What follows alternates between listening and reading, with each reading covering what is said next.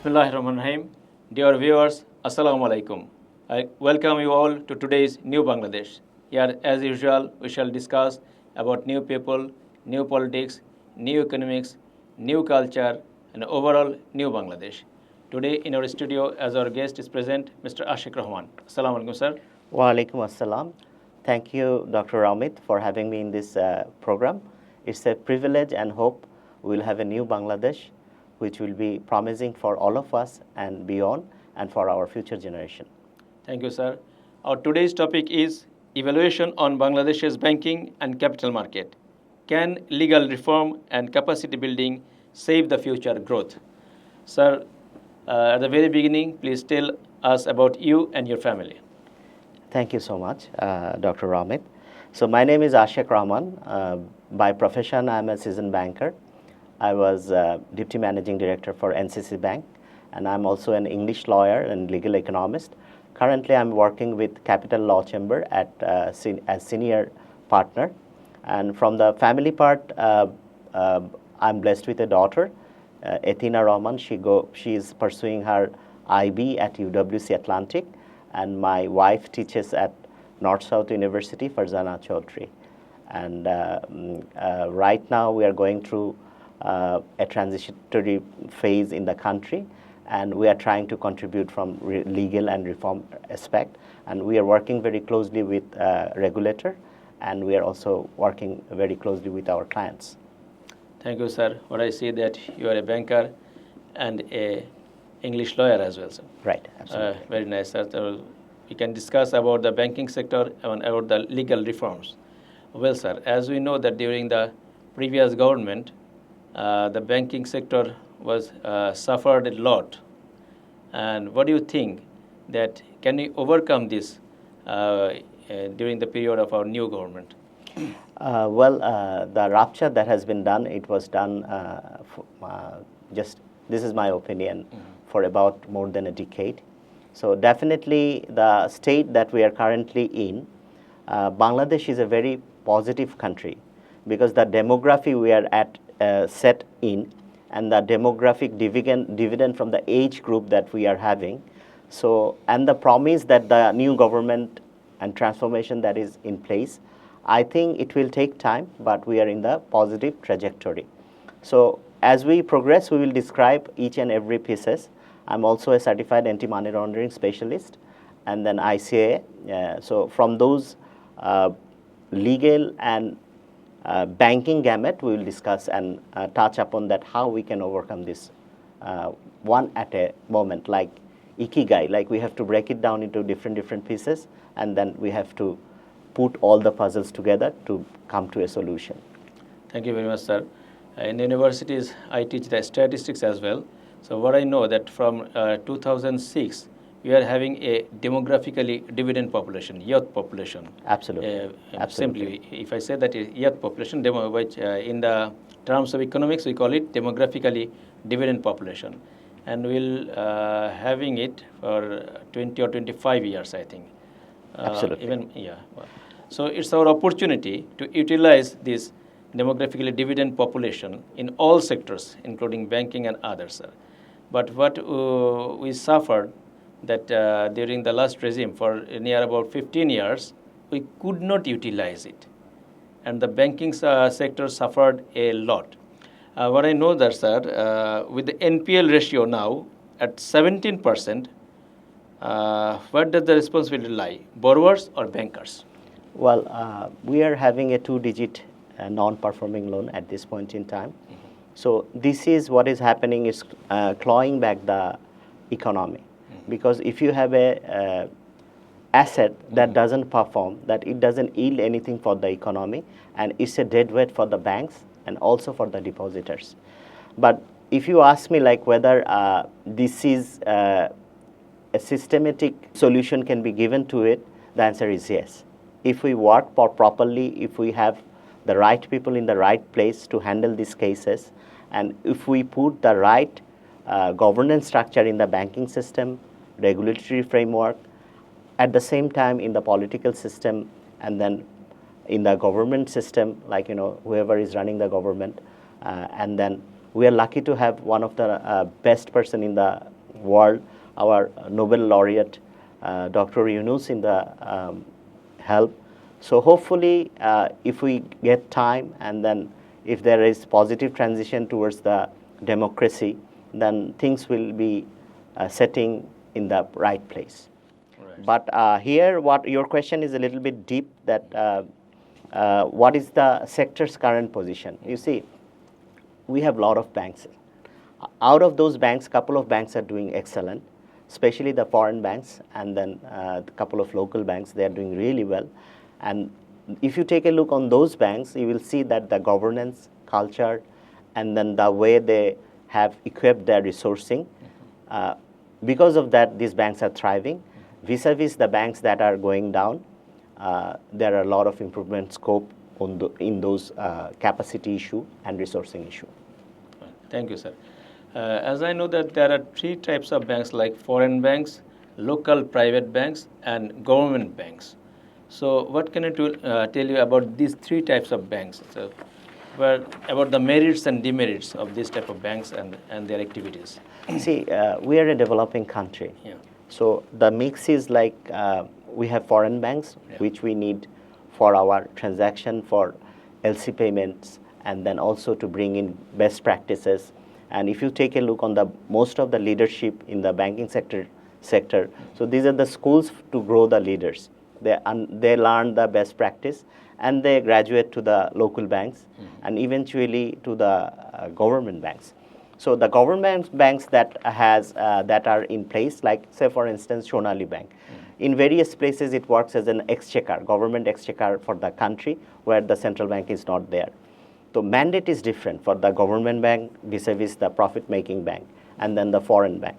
So this is the fundamental difference between these three different sort of banks. Other than that, we have some banks which are focused bank, like in the agriculture sector, we have some government bank, Krishi Bank. And then we have some SME banks, like Ramit banks, which basically trying to serve the unbanked segment.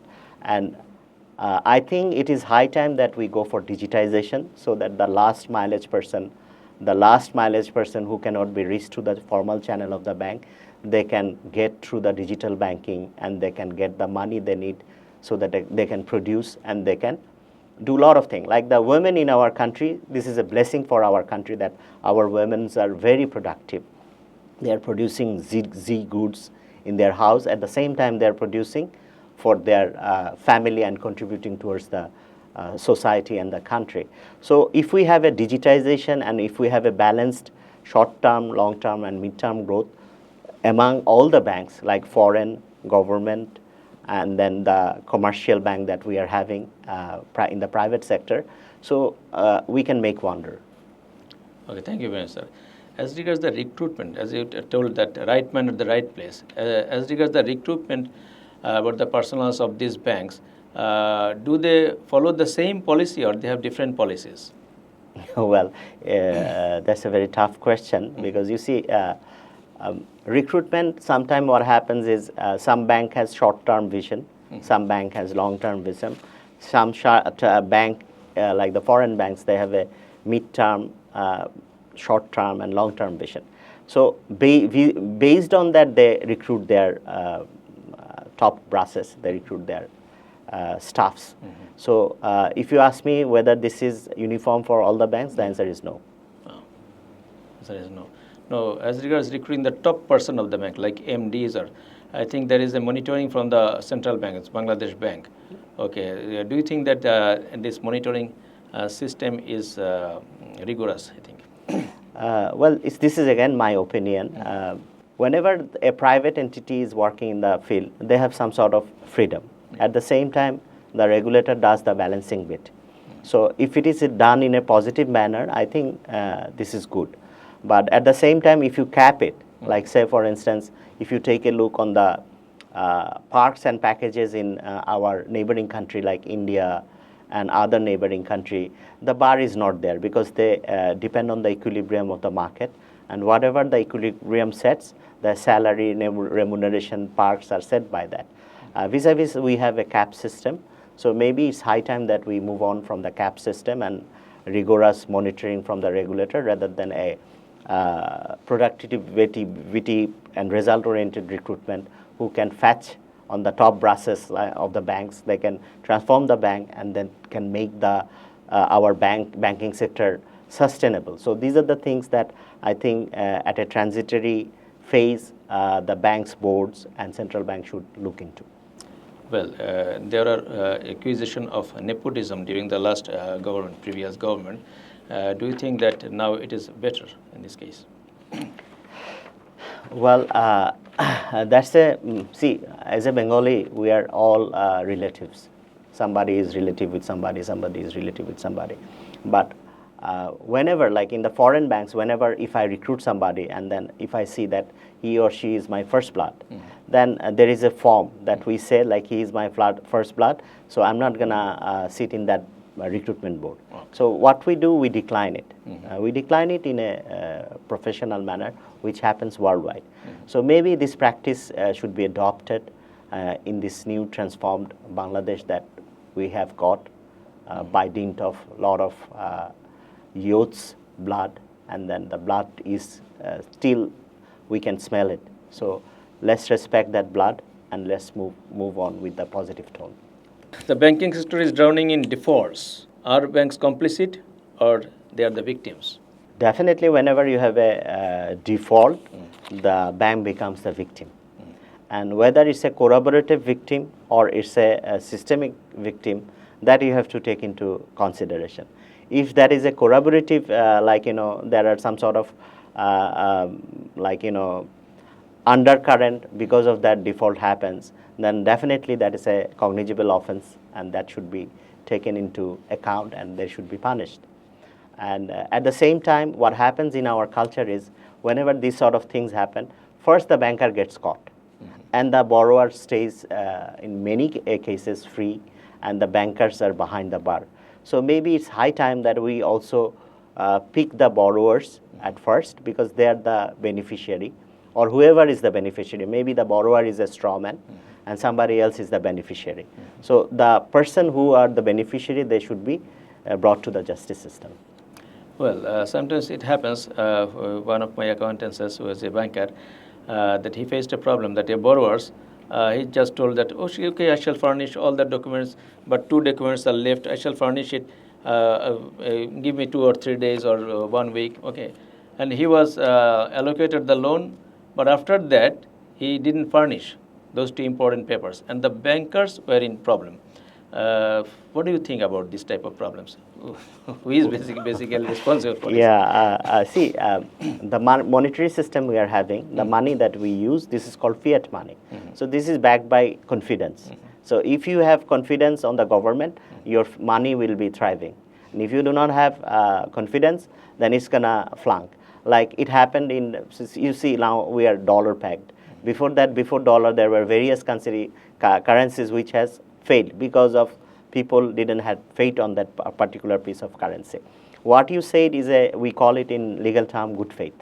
So on good faith, you say like, it's a promise to me and you that I'm promising I'm gonna sign it tomorrow because I'm away from the desk today. Yeah.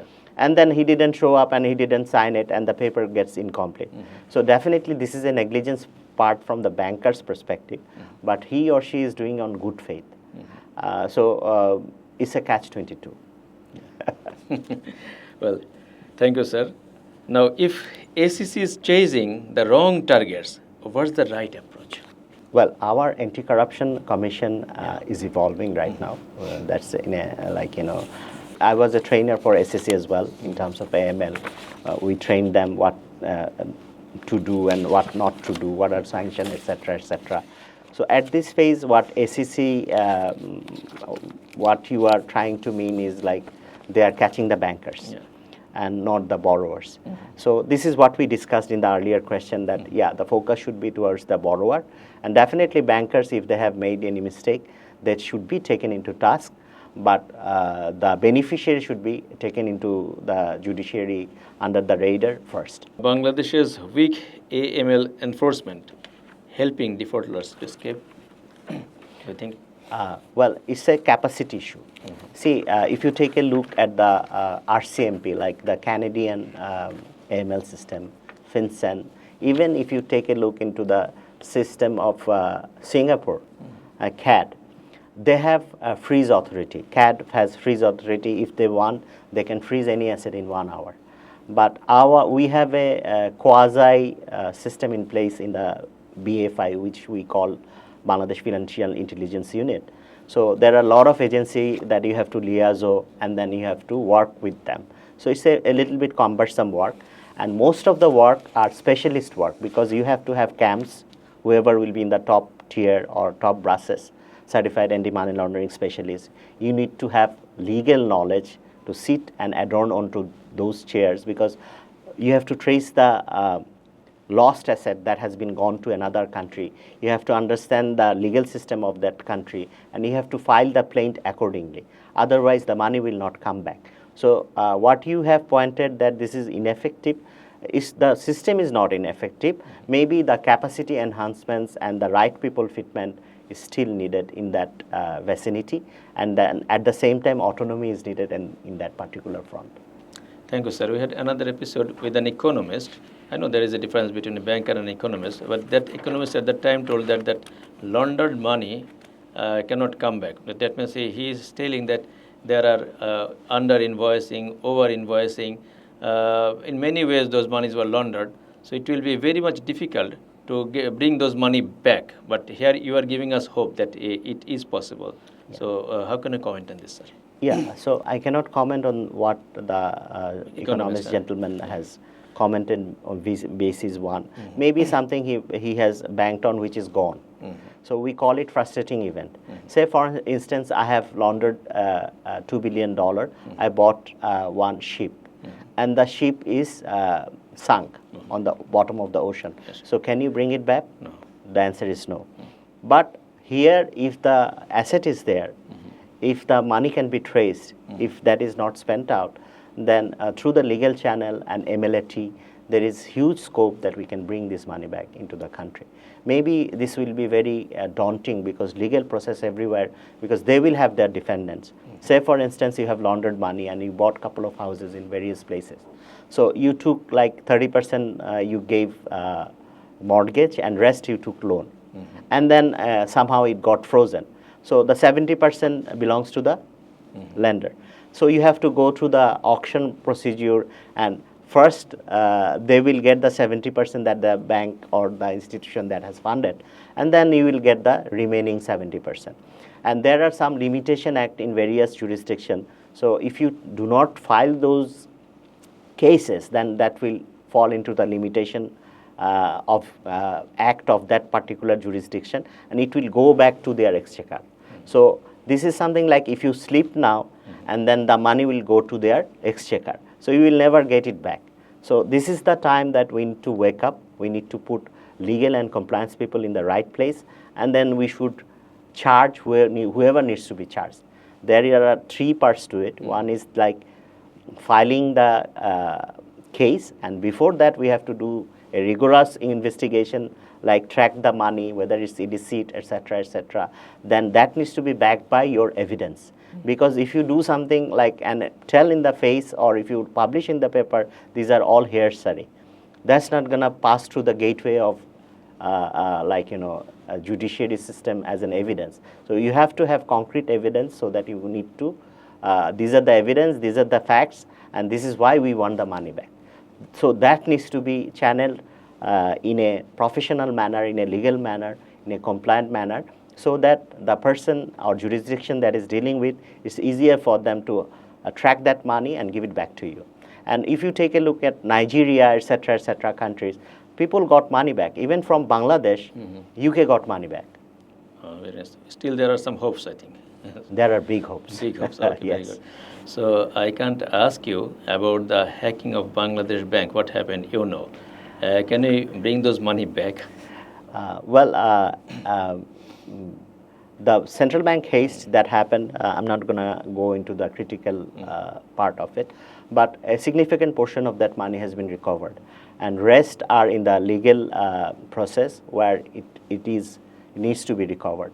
So the thing is that if you pursue, it's a court system. Everywhere court system, if you do not pursue, it's not going to come back. So it will depend on our persuasion, how we pursue, and how we fight our cases that these monies has been laundered back, this money belongs to the country, and we have to bring it back. And it will depend on that intention and then effort. I think there is a difference between laundering and hacking. So how can you distinguish? And, okay. Well, hacking is like you have done some sort of fraud. You went to the system and you transferred the money. Yeah. And this is also, whenever some theft is done, you have taken, this money doesn't belong to them. They have taken it from Bangladesh to the other places. So this is money laundering because you are not taking it legally. So whenever you are not transmitting some sort of fund from one country to another through proper channel, that will be money laundering. Okay. Yeah. Hacking is also a kind of money laundering. It's a sort of kind of money laundering. And then your question to that, I'm just telling that why money laundering happens. If you keep all the windows shut down, then do you think air will come to this room? It's not going to come to this room. So the time has come that whoever, like you are, you studied in Russia, right? When you were studying in Russia, you could have taken some money for your study purpose. Similarly, the hard-earned money, like various countries, like Vietnam, etc., I can name so many countries, they have opened up a little bit. And then they let people take out money from their own country to other country through paying various sort of taxes. So maybe it is high time that Bangladesh should open up a little bit so that people doesn't do money laundering under duress. This is happening in Bangladesh because there is no way out that you can send this money back. So under duress, they do hundi, hawala. So we have to think through the practical ambit of life, and we should open up a little bit. This is just my opinion. Thank you. Well, when I studied abroad, I studied in a scholarship, so I didn't have to take any money from Bangladesh to that country.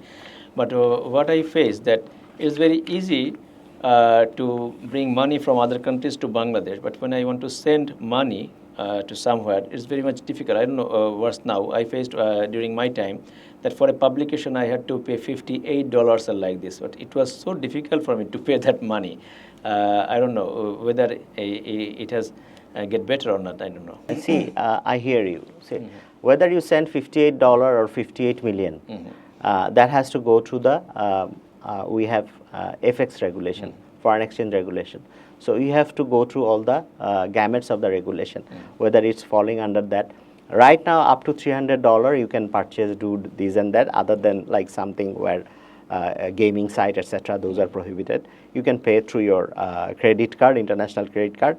Even if you go to a bank, they will let you do that. But the thing is that if you send like $20, vis-a-vis you send $500 or $5,000, the charges will be same because they have to go through the sanction procedure. They have to give you the time to process that particular piece of currency, and they have to send to core banking, correspondent banking, etc., etc.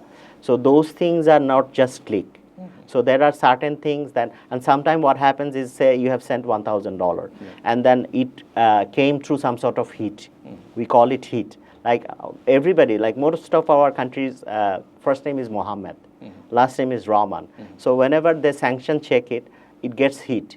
So the core bank or the final bank, they hold the money to nullify that whether it's a sanctioned person's name or not. So sometimes what happens is your money is stuck for a month, and they send you inquiry that why, who are you and why you are sending money, etc., etc. So at that time, we should not be vexed. Rather, we should cooperate and tell them this is the reason I have sent the money. Yes, I'm Muhammad Asheq Rahman, and this is I have sent for my daughter, and these are the purposes. This is my if they ask for your tax certificate, etc., etc. If it is permissible, then you will give it to them.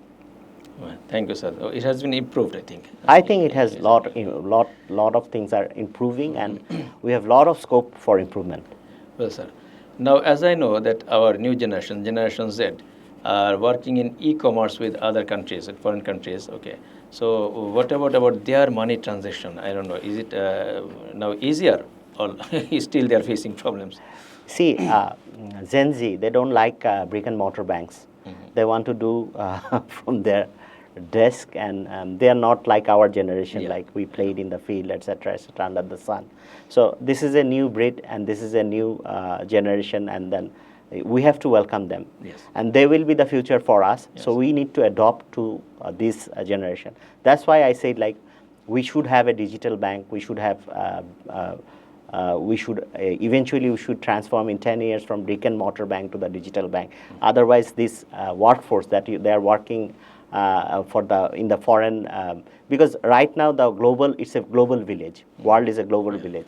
So you will be working from Dhaka to New York, and then somebody will be working for Ethiopia, etc., etc. And if you do not have that channel open, then they will not be able to get that job. That job will be taken out by some other country because competitors are there. So in this practical field, I think we should be investing, and we should be easing the FX regulation that are there at this point in time. Just this is my opinion. Yes, thank you, sir. At the same time, I'd like to ask you that if anyone from Generation Z, means our nephews and nieces are working with other countries, so when they are getting their payments or salaries, whatever it is it tax payable or tax exempted? Income tax payable? See, our income tax is, there is income tax ordinance and regulations. That is pretty much fixed. Like for women, there is a slab up till that it is tax-free. And then for men, there is a slab that is tax-free. And for IT sector, if you work, then this is tax-free. There are some trust sector where there are tax exemptions are there. So if you work, these young kids who are working, most of it are tax-free at this point in time. But there is basis, which is like, for the IT companies and etc., there is a organization. So if you have some sort of hindrance, like if you feel like that, okay, this particular piece of government policy or rules or circular is impacting our industry, then you can approach through the basis or through your company to the regulator, Bangladesh Bank, and then they will positively take into consideration so that the foreign remittance comes into the country. Thank you, sir. Now the next question is, why can't banks recover loans from the defaulters? I have worked for two foreign banks in Bangladesh, and then at that point in time, if my brain serves me right, one bank I worked with, the last foreign bank, the NPL was less than 1%. And then the other bank I was with, the NPL was around less than 3%. And those banks, they don't take that much mortgage. You remember you told that in good faith you give the borrowers money. So these foreign banks and then the good banks, what they do, rather than believing in mortgage, they believe in the person, they believe in the entity, they believe in the future of that particular entity or person, and they bank on it. And that's why you will see those banks are having very less NPL. Yeah, NPL will happen because this is something like if you go out on the road, there will be some risk. So if somebody has 100% positive intention that they will give back the money to the country or to the bank, and something unforeseen might happen and they will go bankrupt. This will happen. But first and foremost is selecting borrower. So on that particular front, if the banks are very careful, then you can get away with the 2-digit NPL number. And there are other side to it as well. How you are managing your legal recovery and internal control department within your bank. So if you have somebody who is proficient and has academia on that particular piece of field, then you will see this the case system we have Bangladesh. This is like, most of the time banks, they don't have time for these departments to be properly resourced. That's why they don't get the money back. This is one reason. Second reason is judicial system that we have. This is totally Didadin back British Empire regime that we are running at this point, and this is adversarial system. And then say for instance, if you have if you file a plaint, then plaintiff needs to memorize the whole plaint and tell in front of the judges. This is something very ridiculous, which is not there in most of the country. So we have to make our legal system very easy, which is friendly for the banking sector, for the client, and everybody.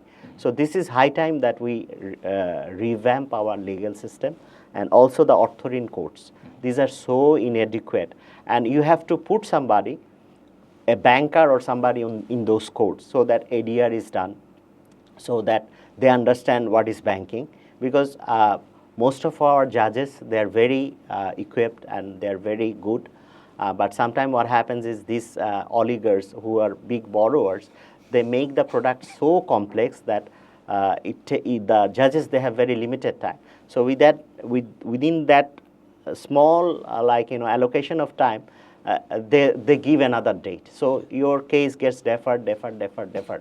But if you have some bankers in those helms, in those courts, because they will be understanding the product and they can right away pinpoint, okay, this is the issue and this should be the verdict. So for instance, like if you go for a T-Tech to the medicine doctor, that might not work that well. So this is something that high time that we should rethink about the capacity of the legal system as well. At the same time, the banking sector, which lacks capacity in this particular piece of recovery departments and legal departments, I think that should be resourced properly. Thank you, sir. As regards selecting borrowers, during the previous regime, there was huge political influence on the bankers, and the bankers felt almost helpless. Why it happened? Because of the weakness of the legal procedures are like this? I have two answers to it. Yeah. One is, if you take a look on the foreign bank, have you seen they have bowed down to that? No. No. Why not? Yes, why not? Why not? So we have to find out why not. So if you have the proper governance and then the board is not biased, and then you cannot influence that, okay, this we have to give it politically motivated, etc., etc. I think we should be transparent in that front, and we have to learn how to say no. As regards the board of directors, recently it happened with one bank that the whole board of directors has been removed and a completely new board of directors is placed. Okay, and now in this case, what do you think that investors or the shareholders, they can just act against this decision or something like this, or they will be trying to influence others so that the new board of directors cannot work properly? May it happen? Is there any chance like this? Well, your question is too wide, but what I have grasped is, like, you are asking whether the newly formed board of directors, they can run it, etc., etc., and whether the shareholder, they might have some objection later on. Like this, yeah. So later on, as a minority shareholder, anybody can have an objection. Yeah. So the thing is that fitment of the board members. If you put somebody who doesn't have banking exposure, who doesn't know how to run bank, and if you put them as a chairman or put them as a board of directors, and who doesn't have the capacity of running bank, never worked in a bank, then definitely the depositors' interest will be hampered. And if you ask me the opinion that what should be the optimal structure, 20 board members, I think is too much. Yeah, maybe there can be depositors. See, now there is a culture in Bangladesh, the director of the board, they think they are the owner of the bank. Definitely they are the stakeholder of the bank, but depositors are the owner of the bank. So we have to come out from that regime, and then you have rightly mentioned that from the depositor sides, there should be more board of members who should be representing their interest for the bank. I think it's high time we should reform in those front, and then family-based banking, etc., etc., in the board, I think that needs to be relooked into. As regards the number of banks, someone told that the number of banks in Bangladesh is huge. It should be reduced. What is your opinion? Well, I was in States. I studied in States. I think, if I can recall correctly, there are 4 time zones, and then there are regional bank, there are countrywide bank, there are international banks. In Bangladesh, what happens is even small bank, they want to go to international level. though they don't have capacity, etc., they go to international level. So in US, there are 7,000 banks, plus banks. So here we have 60 some changes bank. If you ask me whether it's too much, the answer is no, because our unbanked segment is so high. Because if the bank segment is 20%, 80% is unbanked. So, but the thing is the right bank, digital bank, the people, the bank that can reach the last mileage. Because most of the money that is sitting idle in the behind the pillow, under the pillow. So those money needs to be taken out, and only digital transformation can bring out those money. And we have to have those sort of banks that can reach to the last mileage. And we can do the through the digital banks. I think government may take initiative so that everybody can be banked on. As you mentioned that you worked in Bragg Bank. Thus, Right. As an ordinary person, I am very much attached with bKash. I don't know. So we are sending money inside Bangladesh somewhere. Is it that bKash is a part of Bragg Bank, or? Yes, it's a subsidiary of Bragg Bank. So when bKash initially started, I audited bKash as well. We are part of that team. And then this is like, digital banks are like bKash. It's more than bKash, because they will have more versatility in terms of banking, like WeChat, that is in China. So we should have some sort of banks like that. But we have some complaints on bKash that they are overcharging. For 1,000 taka, they are taking 20 taka. If I send 1,000 taka, then I need to pay 20 taka. But through banking channel, I think 1 lakh, for 1 lakh, we are paying 58 taka or something like this. So do you think that bKash is overcharging, or it can be reduced? I should not comment on that, but let me put a different perspective. You said there are a lot of banks in Bangladesh, right? If you have a lot of bKashes in the market, then do you think they will be able to charge that much? Well, so there is not too much well, so I think there should be healthy competition, and then I think there should be digital banks, and then the transition will happen very rapidly. In next 10 to 15 years, you will see then if you do not transform into digital bank, then the brick and mortars bank will be in trouble. I was with CTNA, and I remember in a year they closed 5,000 branches throughout the globe, and the bottom line, the profitability went twice. Like it increased, though they had shutdowns. This is just because of the digitization. Well, a healthy competition is obviously good, but do we have a good environment for healthy competitions, do you think, in our country? Well, what is culture? Yeah. Whatever we do, that is culture. That is culture. So at the top, we have somebody who is really honest, and then we have to copy and paste him. Yes.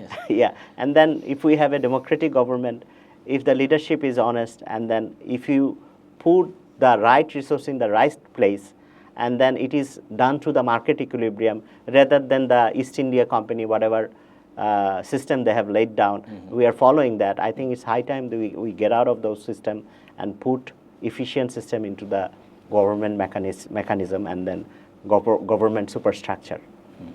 Well, here the question is interesting for me, that now we are following the laws of Lord Macaulay, I think. Lord Macaulay. Okay. Right. So what I know that Lord Macaulay laws are especially made for this subcontinent, but in England the laws are quite different. Is it right? Yeah, that's you are absolutely right. See, in England, I'm an English lawyer as well. Yes. So I graduated from University of London. So that is for the people. Why law is there? To serve the people. And here the law was formed to rule the people. So there is a gulf of difference in terms of intention. What we call in Arabic is niyat, like amalan bin niyat. Whatever is your niyat intention, that will reflect on your law, that will reflect on your bureaucracy, that will reflect on your banking sector, and that will reflect on your own life as well. So I think it's high time that we have the proper intention. Okay, so how can we get rid of this Lord Macaulay's laws? The whole country, the whole nation. We have to work on it. Yeah. And then we have to hire the people who has those intention. Like resourcing needs to be done, who has foreign exposure, local exposure. So you have to have a team, and then nothing should be done in hastily, because writing a law is very difficult, because there will be local law conflict, international law conflict, and then vis-a-vis the implication conflict. So it's high time that we go back and see what are the best practices in terms of, like, human rights, and how to protect your people. People first, people first, people first. Democracy first, democracy first, democracy first. So if we keep those covenant in the law and legal system, then I think we can move on from those 1860 laws and beyond. Well, now a word is gradually becoming popular, that's jurisprudence. Okay, so is there any practice of jurisprudence in the banking laws of Bangladesh? Yes, jurisprudence is everywhere. See, what is happening, even in our court system, we call it Section 151, where here it is called the judicial mind. Like, sometime the Supreme Court and the judges and High Court, they can stretch the law. So depending on the passage of time, the same law will be read in a different manner. So that is called stretching the law. And like, Hobbes said something that's might not be fitting for this century.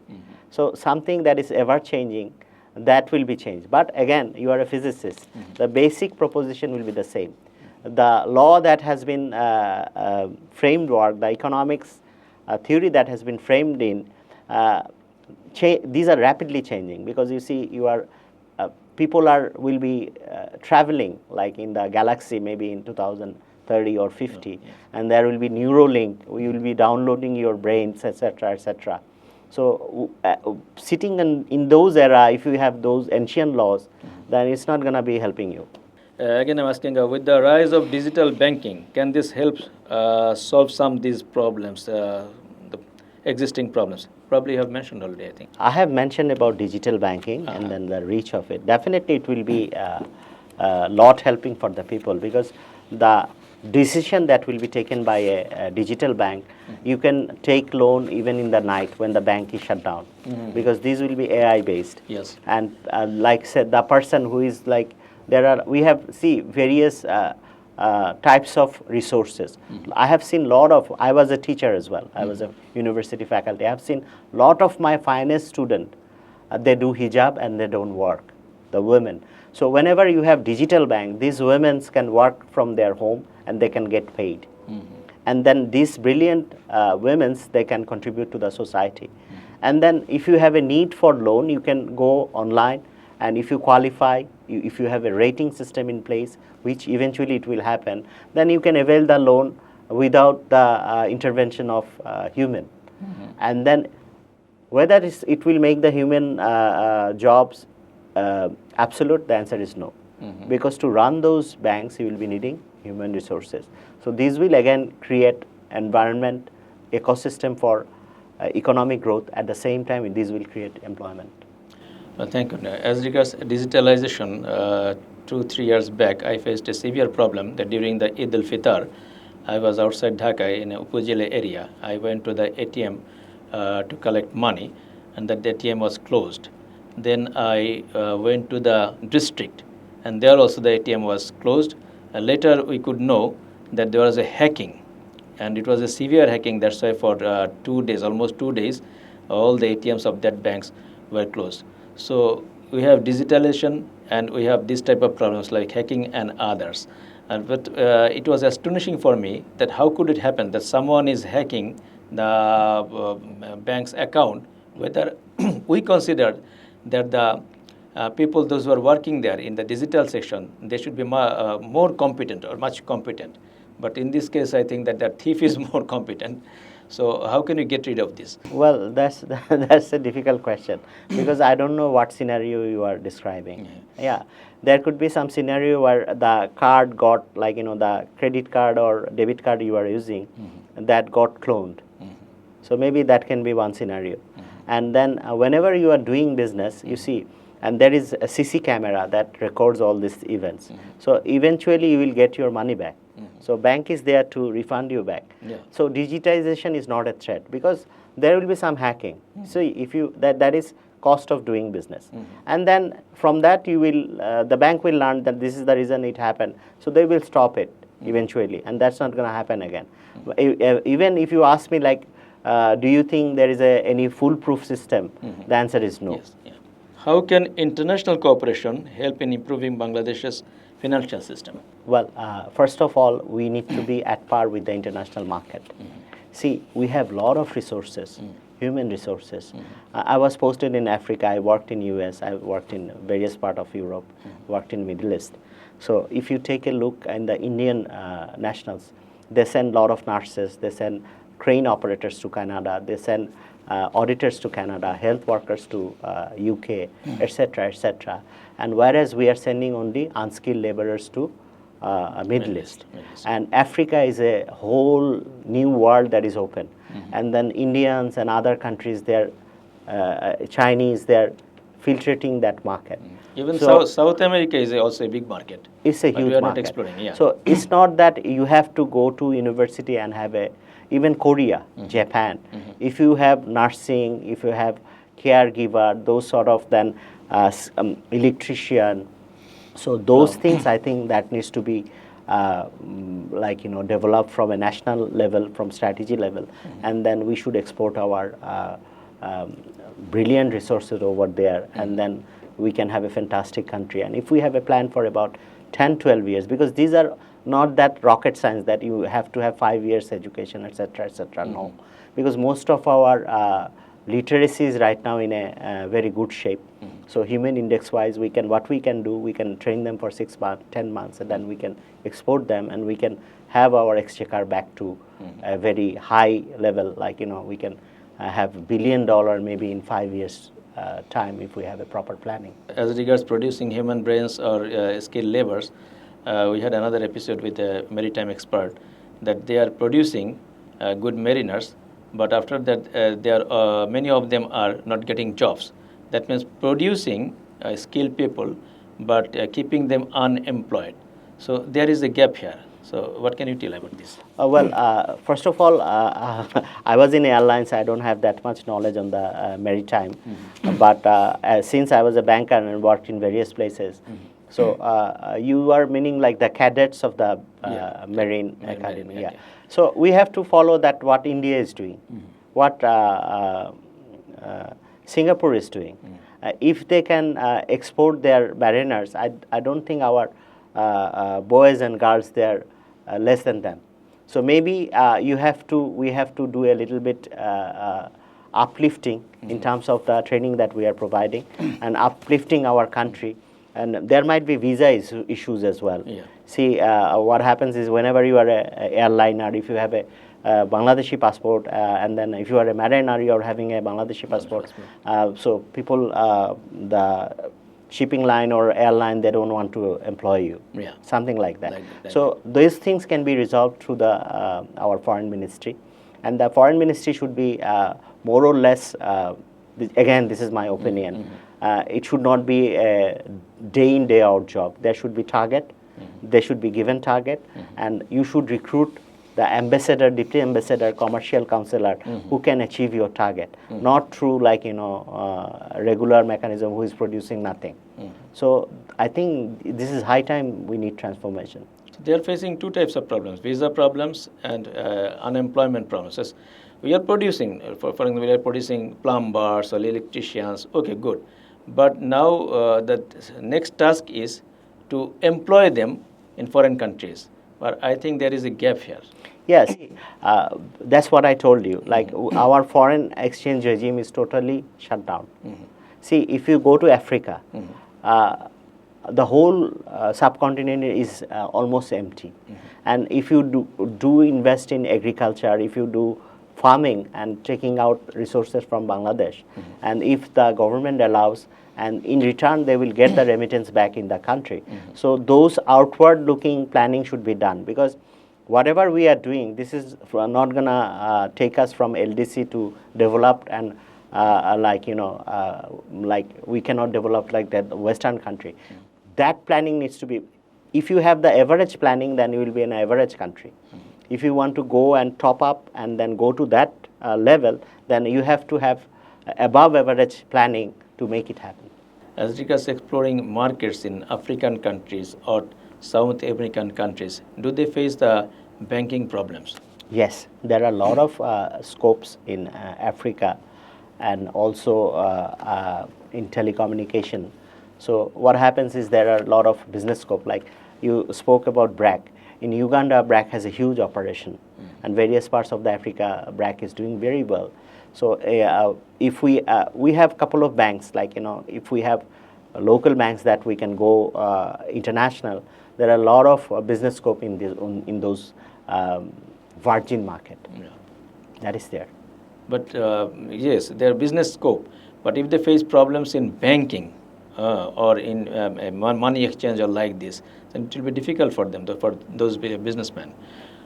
In this sector, I think, how can we overcome these difficulties? Well, see, in Vietnam, if you go to Board of Investment, they have similar sort of. Right now, we have Mr. Asheq.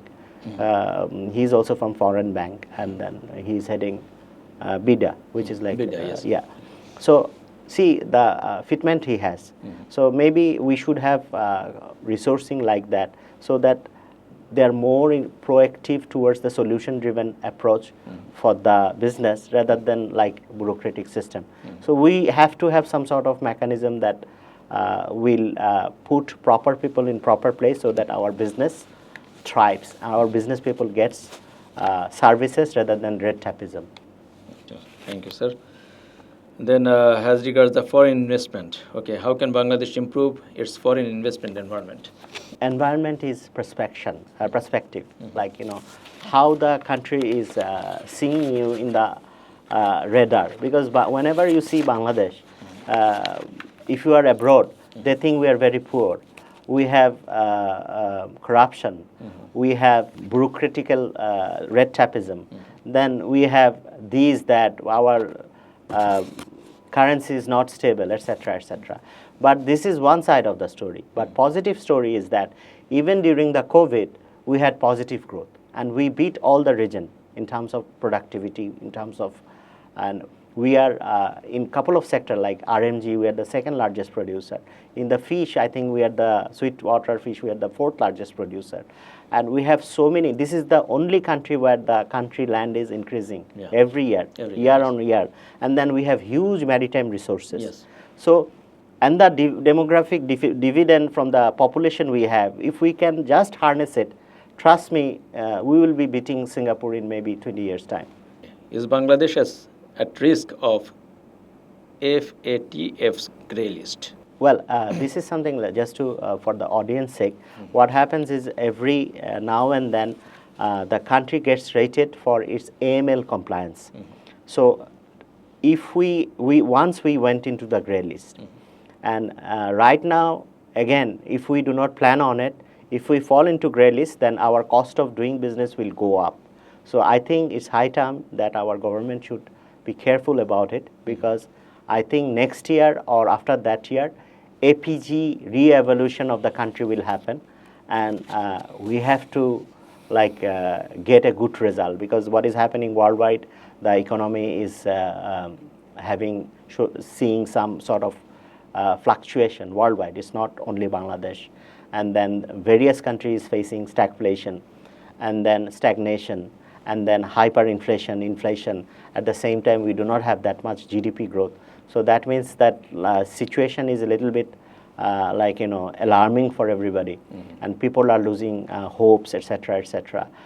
So we need to be very careful because this is coming up, and this will be knocking our door in 2026 or 27, early to 2027. So we need to be very careful how we navigate through this particular piece of test. We have to pass it, otherwise we'll be in trouble. Do you have any suggestion for our new government, for our new Bangladesh? I'm very optimistic, because what we couldn't do, these young people, they have done it. And even my daughter was in the campaign. And because just to protect her, we had to go and we had to be in the streets. So I think this generation, whatever we have tolerated, they will not tolerate. So this is something I'm very optimistic that this country will improve and this country will thrive. Thank you, sir. As regards my son, he also participated in the campaign. What I did not expect, I thought that they are all busy with their keyboards, but what they show, that was wonderful. And obviously, yes, future belong to them. Yes. So, okay, And we are getting older. one thing I respect about this new generation is that they criticize themselves. Say, maybe I believe in one party. My party might have flaws. We should have the democratic right to talk about it. These are the flaws. See, if I don't improve every day, then it should be a new me tomorrow. There should be a new Bangladesh tomorrow, which will be much more learned than yesterday. So this approach and this aptitude and this mind setup needs to be in place in every institution, everybody, and then I think we will be able to instill it. And I'm very optimistic about this country. Thank you, sir. Thank you very much. Dear viewers, this is all with our today's discussion. I hope that you enjoyed the discussion. We had a very lively discussion today. Thank you, Mr. Asheq, again, and thank you, viewer. Hope to see you again in the next episode. Assalamu alaikum.